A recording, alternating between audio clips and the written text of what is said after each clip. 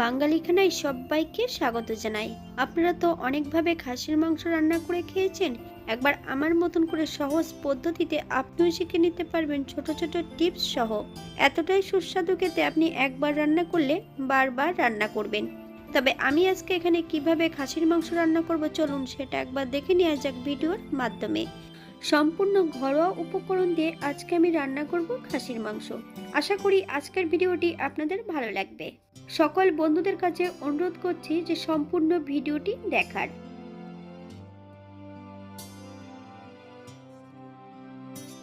এখানে আমি 600 গ্রাম খাসির মাংস নিয়ে নিয়েছি।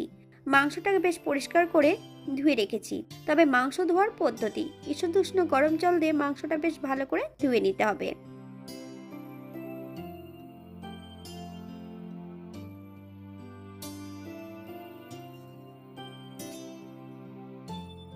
এই পর্যায়ে একটা কড়াইতে আমি বেশ কিছুটা সাদা তেল অ্যাড করেছি, হাফ চামচ লবণ আর হাফ চামচ হলুদ গুঁড়ো। বেশ কিছুটা আলু আমি বেশ ভালো করে ভেজে নেব।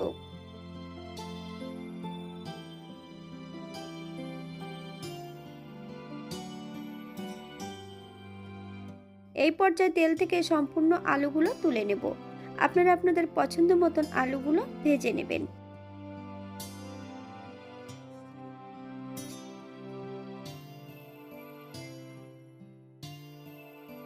একই তেলে রান্না করব।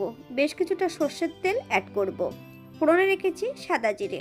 ফোড়ন থেকে সুগন্ধ বেরোলে বেশ কিছুটা দেশি পেঁয়াজ আমি এখানে কেটে অ্যাড করেছি।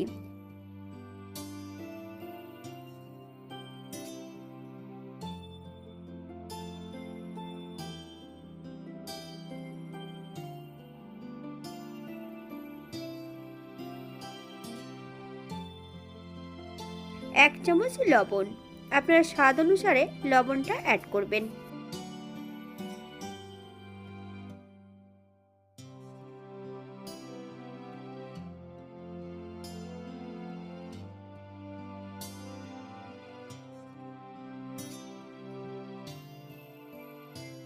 মিডিয়াম সাইজের একটা রসুন 80% বেটে নিয়েছি, সম্পূর্ণ রসুনটা অ্যাড করব।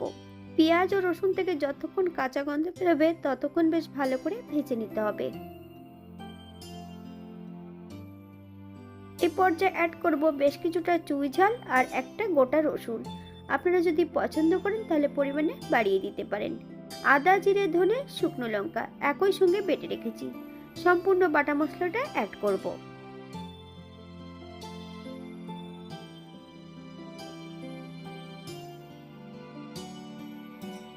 মিডিয়াম আঁচে 3 থেকে 4 মিনিটের মতন মশলাটা বেশ ভালো করে ভেজে নিতে হবে। এই পর্যায়ে অ্যাড করব 1 চামচ হলুদ গুঁড়ো।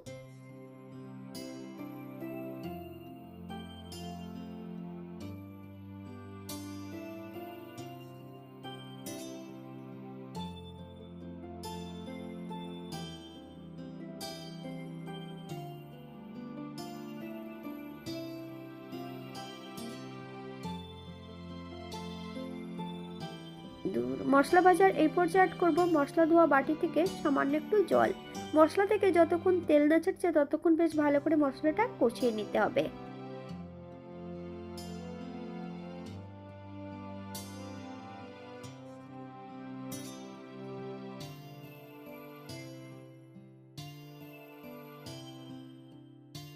মশলা থেকে তেল ছেড়ে দিয়েছে। এই পর্যায়ে সম্পূর্ণ মাংসগুলো অ্যাড করব। হাই ফ্লেমে 5 থেকে 7 মিনিটের মতন মাংসটা বেশ ভালো করে প্রথমে কষিয়ে নিতে হবে।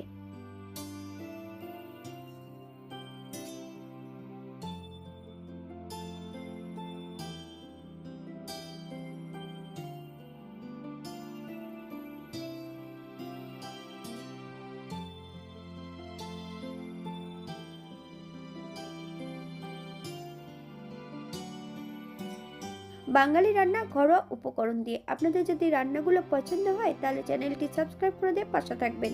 পাশে থাকা বেলটি বাজিয়ে দিবেন, নইলে নিত্য নতুন রান্নার নোটিফিকেশন পাবেন না।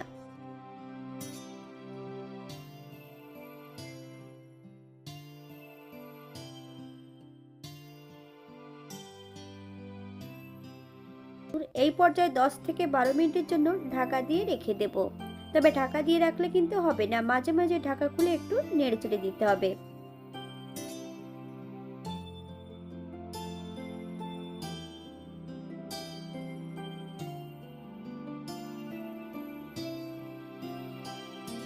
12 মিনিট পর বেশ কিছুটা কাঁচা লঙ্কা অ্যাড করব। আপনারা যদি পছন্দ করেন তাহলে পরিমাণে বাড়িয়ে দিতে পারেন। মিডিয়াম আঁচে বেশ ভালো করে মাংসটা এ পর্যায়ে কষিয়ে নিতে হবে।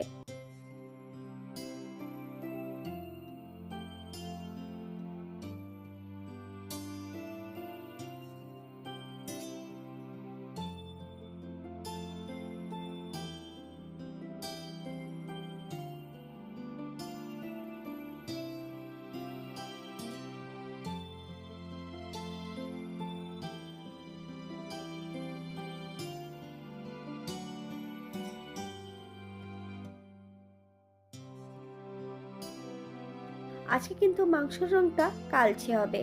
যথারীতি আজকে আমি লোহার কড়াইতে রান্না করছি।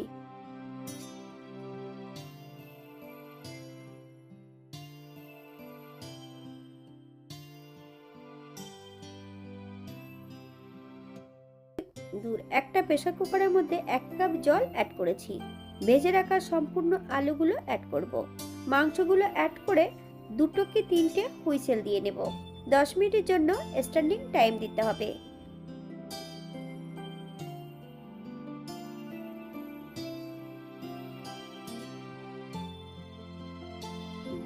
10 মিনিট পর যে কড়াইতে রান্না করেছিলাম প্রেসার কুকার থেকে, সেই কড়াইতে আমি অ্যাড করব। আলুগুলো কিন্তু আগের থেকে একটা পাত্রে তুলে রেখেছি। মাংসটা বেশ ভালো করে 4 থেকে 5 মিনিটের মতন রান্না করে নিতে হবে। এই পর্যায়ে অ্যাড করব 1 চামচ গরম মশলা বাটা। আপনারা যদি পছন্দ করেন তাহলে পরিমাণে বাড়িয়ে দিতে পারেন।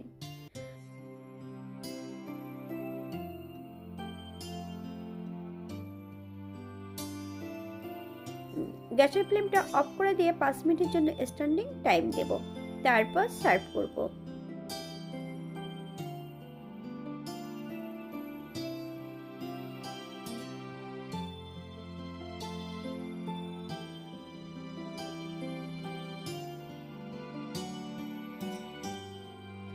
এটা দেখতে যেমন ভারী সুন্দর হয়েছে, এটা গরম ভাতে, রুটি, পরোটা সবকিছুর সঙ্গে অসম্ভব ভালো লাগবে। আপনারা বাড়িতে একবার একই পদ্ধতিতে বানিয়ে নেবেন। তবে মাংসের রংটা কালো করার জন্য চায়ের লিকারে দেওয়ার কোনো প্রয়োজন নেই। লোহার কড়াইতে এমনভাবে রান্না করলে মাংসের রংটা কিন্তু কালচেই হবে। আজকের ভিডিওটি এই পর্যন্ত। সবাই সুস্থ থাকবেন, ভালো থাকবেন। অন্যদিন নতুন রেসিপি নিয়ে আপনাদের সামনে আবার আমি হাজির হব। নতুন ও পুরনো সকল বন্ধুদের অসংখ্য ধন্যবাদ ভিডিওটি দেখার জন্য। হাতে যদি সময় থাকে তাহলে একটা লাইক, কমেন্ট, শেয়ার করবেন।